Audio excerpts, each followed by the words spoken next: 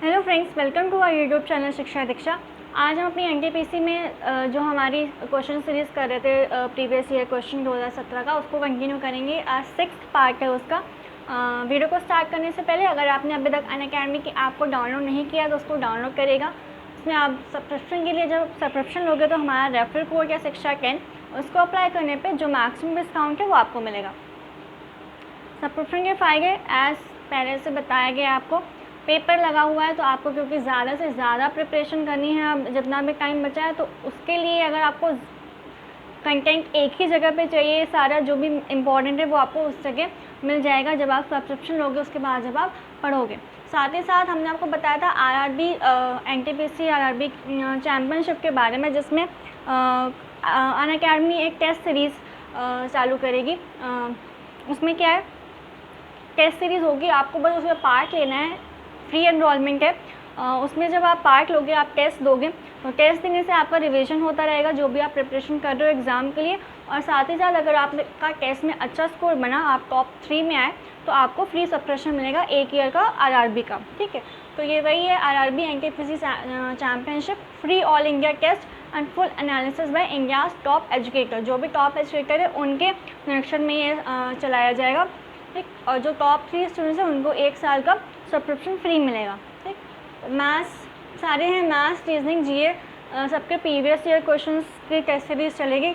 जो भी एजुकेटर से रिलेटेड वो करवाएंगे आपको, तो ये आप देखिएगा ज़रूर, आपके लिए काफ़ी बेनिफिशियल होगा। ठीक, तो शुरू करते हैं हमारी वीडियो, जो हमारा क्वेश्चन सीरीज़ हम कर रहे हैं। पहला क्वेश्चन है, भारत की सीमा निम्नलिखित में से किस देश में नहीं मिलती है? ऑप्शन है चीन, म्यांमार, तजिकिस्तान या भूटान। तो पूछा है कि किस देश में नहीं मिलती है, तो इसका आंसर क्या हो जाएगा? तजिकिस्तान। ठीक, इसके बारे में थोड़ा देख लेते हैं थ्योरी। क्या भारत पाकिस्तान के साथ पश्चिम में सीमाओं को साझा करता है? कहाँ, कौन कौन से देशों के साथ? तो पूर्वोत्तर में चीन, नेपाल और भूटान एवं म्यांमार, और पूर्व में बांग्लादेश। ठीक है, तो चीन, नेपाल, भूटान हो गया, म्यांमार, और पूर्व में बांग्लादेश के साथ सीमा हो गई। फिर हिंद महासागर में भारत श्रीलंका और मालदीव के निकट है।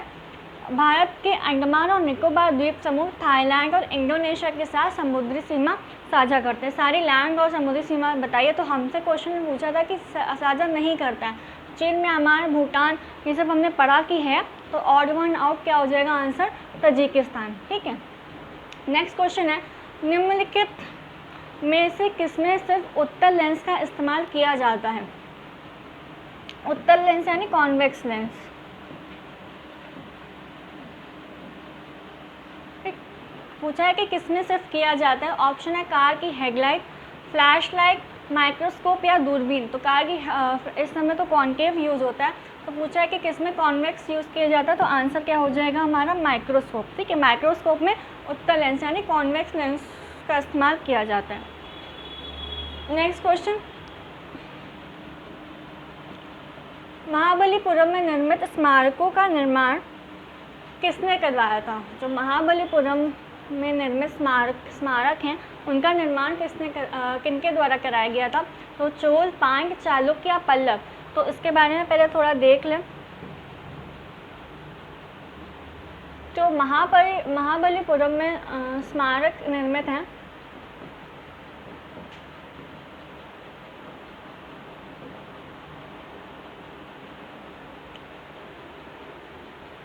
वो मामल्लपुरम में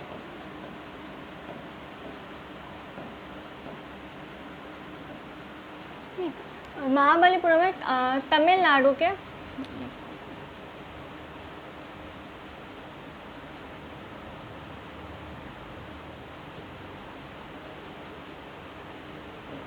स्मारक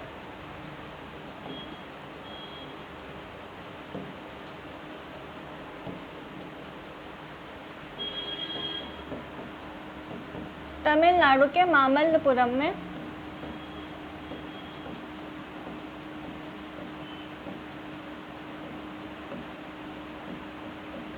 सातवीं और 8वीं शताब्दी के बीच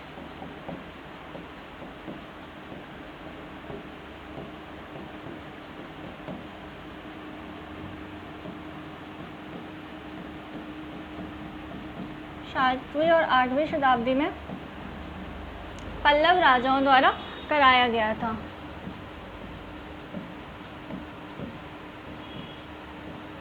ठीक, तो कहाँ पे? तमिलनाडु के मामल्लपुरम में 7वीं और 8वीं शताब्दी में पल्लव द्वारा स्मारकों का निर्माण करवाया गया था। कि ये कला के संरक्षक, जो पल्लव राजा में स्मारक थी, कला के संरक्षक के रूप में जाने जाते थे। ठीक है, कला। ठीक, तो आंसर क्या हो जाएगा हमारा? किनके द्वारा कराया गया था? तो पल्लव द्वारा। ठीक, नेक्स्ट क्वेश्चन है, यजुर्वेद में प्रयोग किया गया शब्द यजुष, यजुष का अर्थ क्या है? तो जो यजुर्वेद है ये एक संस्कृत शब्द है जो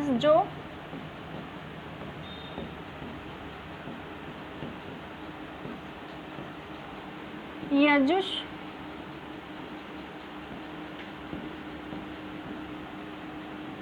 और वेद से बना है।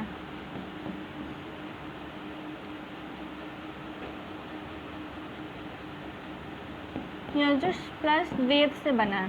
ठीक है, जो यजुर्वेद है वो एक संस्कृत शब्द है जो यजुष और वेद से बना है, जिसमें यजुष मतलब क्या? जैसे धार्मिक सम्मान,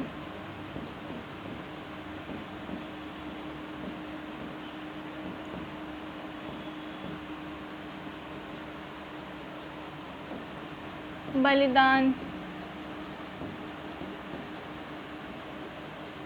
ठीक है, आदि ये सारी चीज़ें इंक्लूड होती हैं। और वेद मतलब क्या? ज्ञान।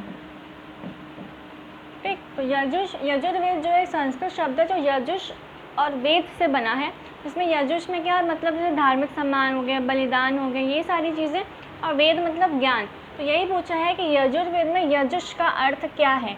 तो ऑप्शन है जीवन, प्रकृति, त्याग या सत्य। तो इसका आंसर क्या हो जाएगा? हमने यहाँ पे पढ़ा बलिदान, तो इसका आंसर क्या हो जाएगा? त्याग। ठीक है, तो यजुर्वेद में यजुष का अर्थ क्या है? त्याग। ठीक, आगे चलते हैं। भारतीय संविधान के किस अनुच्छेद में शिक्षा के अधिकार का वर्णन किया गया है? शिक्षा का अधिकार बोला है। ऑप्शन है अनुच्छेद 12, अनुच्छेद 5, अनुच्छेद 23 या अनुच्छेद 21 का या मतलब 21A। तो आंसर क्या हो जाएगा? D, article 21A। तो जो शिक्षा का अधिकार है वो 2002 में 86 संविधान संशोधन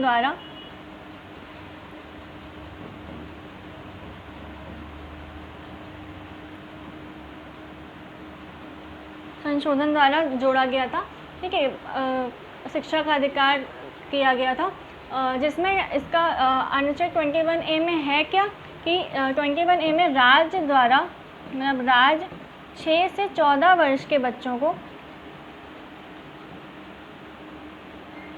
6 से 14 वर्ष के जो बच्चे हैं उनको शिक्षा निःशुल्क और अनिवार्य उनके लिए करी गई।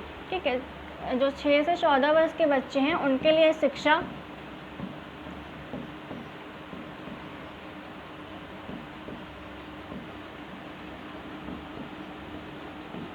निःशुल्क और अनिवार्य करी गई।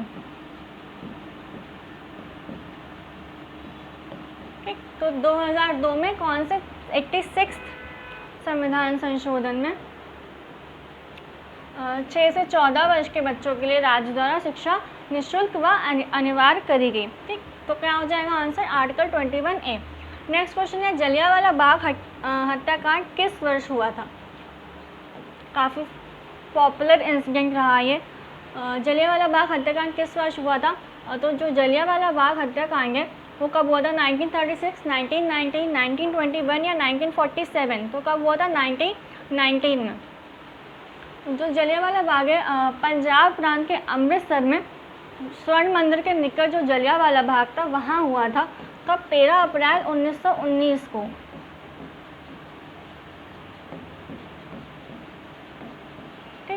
जलियांवाला बाग हत्याकांड पंजाब प्रांत में अमृतसर के में जो स्वर्ण मंदिर है उसके निकट जो जलियांवाला बाग है वहाँ पे हुआ था 13 अप्रैल 1919 को। इसमें क्या हुआ था? जो रॉलेट एक्ट था उसके विरुद्ध में उससे रिलेटेड कुछ लोग इकट्ठे हुए थे, सभा चल रही थी। उसमें किसने? जनरल डायर ने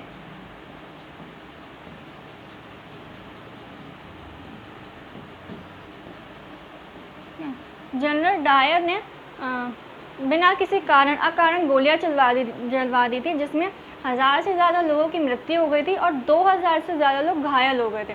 ठीक है, बाद में जब इसका जांच करी गई, उसमें इन्होंने आंकड़े कम बताए थे कि बहुत कम लोग की डेथ हुई, पर 1000 से ज़्यादा लोगों की डेथ हुई थी और 2000 से अधिक लोग घायल हो गए थे।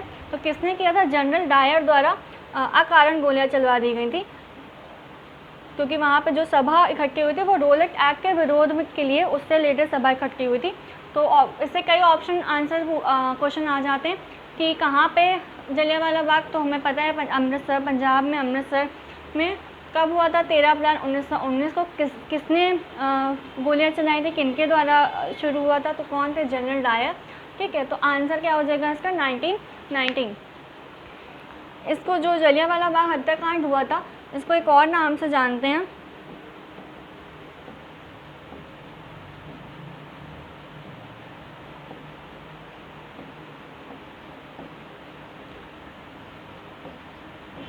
इसको अमृतसर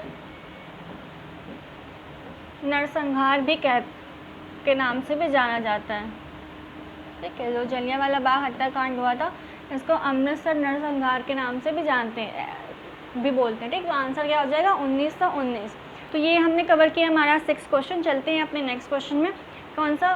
7th क्वेश्चन है हमारा कि किसने कहा था तुम मुझे खून दो, मैं तुम्हें आज़ादी दूंगा? ऑप्शन है जवाहरलाल नेहरू, महात्मा गांधी, चंद्रशेखर आज़ाद या सुभाष चंद्र बोस। तो ये प्रसिद्ध नारा किसने दिया था? स्लोगन सुभाष चंद्र बोस द्वारा। इन्होंने ये स्लोगन 4 जुलाई 1944 को बर्मा में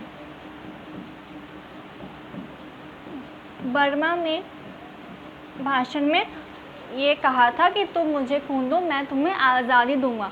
ठीक, तो 2 क्वेश्चन इससे बन गए। एक तो यही कि स्लोगन किसने दिया था, और दूसरा कब या कहाँ दिया था। तो 4 जुलाई 1944 बेसिकली सन पूछता है सर, तो क्या हो जाएगा? 1944। और कहाँ पे? बर्मा में। ठीक है, नेक्स्ट क्वेश्चन है विलुप्त प्राय एशियाई शेर भारत के किस राज्य में पाए जाते हैं? एशियाई शेर, इनका जो साइंटिफिक नेम होता है वो क्या होता है? Panthera leo.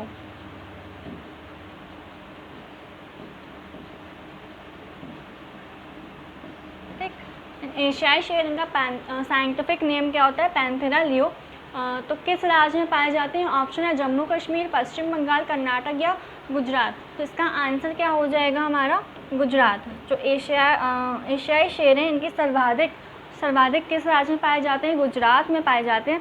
पर अभी कुछ समय से इनकी संख्या है जो कम होती जा रही है, इसलिए इनको, जो हमने पढ़ी थी अपनी IUCN रेड लिस्ट वाली चीज़ें, तो इसलिए क्योंकि अब इनकी संख्या कम होती जा रही है दिन पर दिन, जो सर्वाधिक कभी गुजरात में पाए जाते थे, तो अब इनको IUCN के रेड लिस्ट में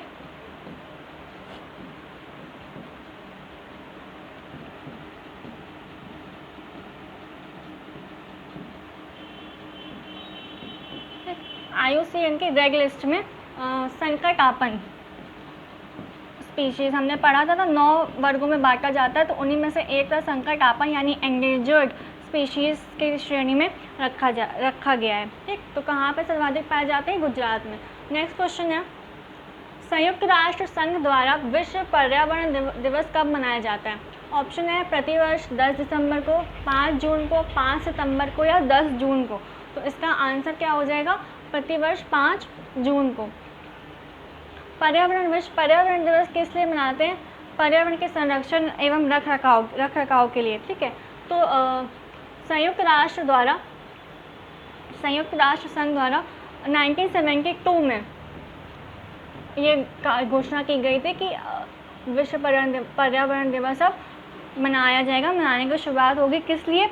इसलिए इसको और इन्होंने स्टार्ट किया ताकि हमारे पर्यावरण से संबंधित जो जागरूकता हो कि हाँ हमें उसका संरक्षण करना है, रख रखाव करना है। इसलिए संयुक्त राष्ट्र 1972 में इसकी शुरुआत करने की घोषणा की थी। तो पहली बार इससे एक और क्वेश्चन पूछता है। पहला तो ये कि कब मनाया जाता है, तो 5 जून को। क्वेश्चन आता है कि पहला विश्व पर्यावरण दिवस कब मनाया गया था। फर्स्ट पूछ लेता है, तो वो कब था? 5 जून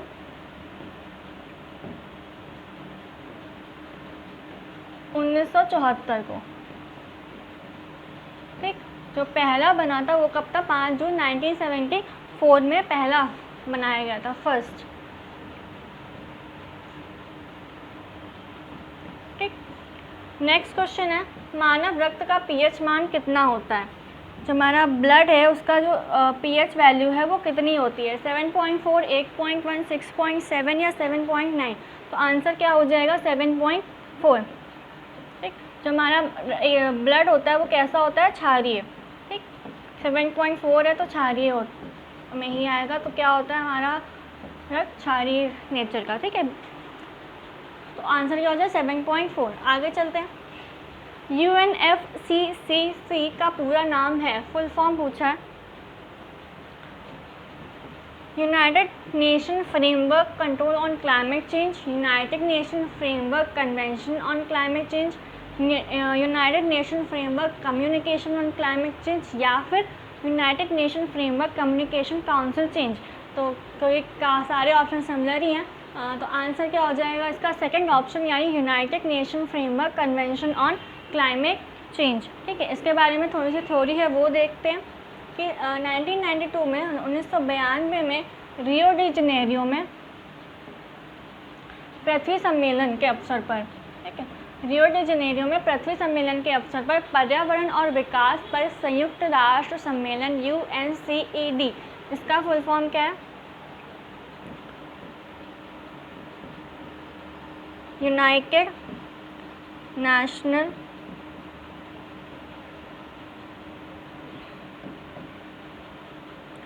conference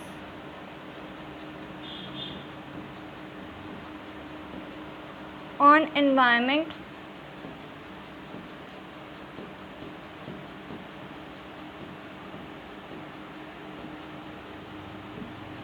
and development.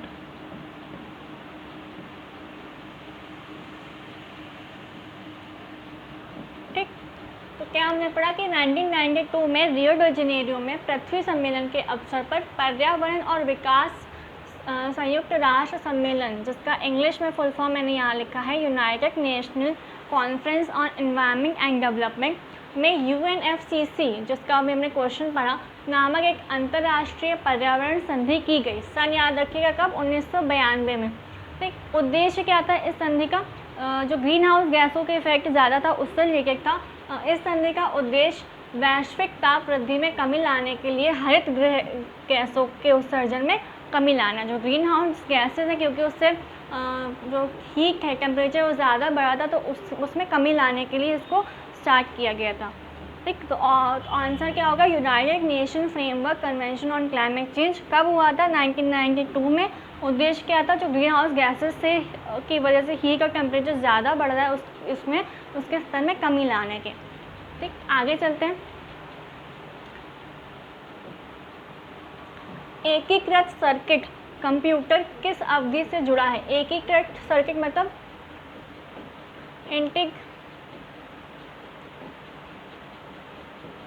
Integrated circuit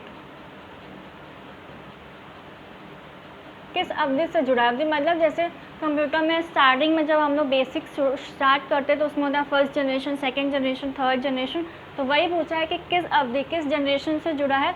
तो ऑप्शन है हमारे पास प्रथम, पांचवा, तीसरा, दूसरा। तो इसका आंसर क्या हो जाएगा? ये एकीकृत सर्किट जो है वो तीसरी जनरेशन, ठीक है, तीसरी अवधि से, थर्ड जनरेशन कंप्यूटर से रिलेटेड है एकीकृत सर्किट, यानी इंटीग्रेटेड सर्किट जिसको हम IC बोलते हैं। ठीक,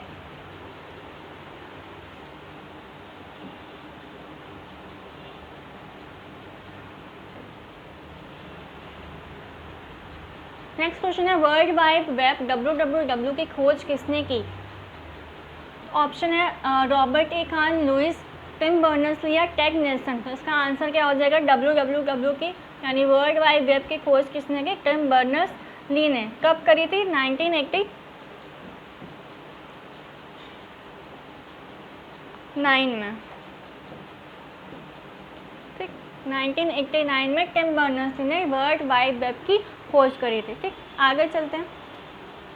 14 क्वेश्चन है playing it my way. Author पूछा है किस क्रिकेट खिलाड़ी की आत्मकथा मतलब किसके ऊपर लिखी गई है? लिएंडर पेस, सानिया मिर्ज़ा, सचिन तेंदुलकर या रेयन हैरिस। तो प्लेइंग इट माई वे काफ़ी फेमस थी और फेमस क्रिकेटर के ऊपर लिखी गई। कौन? सचिन तेंदुलकर। तो इसमें उनके जो क्रिकेट का करियर रहा है 24-25 ईयर्स से रिलेटेड और बाकी अन्य चीज़ें उसको मेंशन किया गया था। तो प्लेइंग इट माई वे किस क्रिकेट खिलाड़ी की आत्मकथा है? सचिन तेंदुलकर की। एक लास्ट क्वेश्चन है आनंद मठ के लेखक कौन है? ये मैंने आपको इसके पहले या उसके पहले वीडियो में बताया था, इससे रिलेटेड क्वेश्चन था सेम। तो लेखक पूछा है दीनबंधु मित्र, सुब्रमण्यम भारती, भारतेंदु हरिश्चंद्र या बंकिम चंद्र चट्टोपाध्याय। तो इसका आंसर क्या हो जाएगा? Answer D, Bankim Chandra Chattopadhyay. कब लिखी थी इन्होंने ये? 1882 में। ठीक, कई तरह से क्वेश्चन आ सकता है कि किसने लिखी है, कब लिखी। और एक चीज़ और, आनंद मठ में जो हमारा वंदे मातरम गीत है वो भी इसमें प्रकाशित किया गया था इस पुस्तक में। ठीक है, तो ये थी हमारी आज की वीडियो। हमने 15 क्वेश्चंस कवर किए और आई होप आपको वीडियो पसंद आई हुई। कमेंट बॉक्स में बताइएगा वीडियो कैसी लगी और साथ ही साथ आपका स्कोर क्या रहा क्वेश्चंस से रिलेटेड जो भी थे। तब वीडियो को लाइक करिएगा, ज़्यादा से ज़्यादा शेयर करिएगा। मिलते हैं अगले सेशन में, तब तक के लिए पढ़ते रहिए, सीखते रहिए शिक्षा दीक्षा के साथ।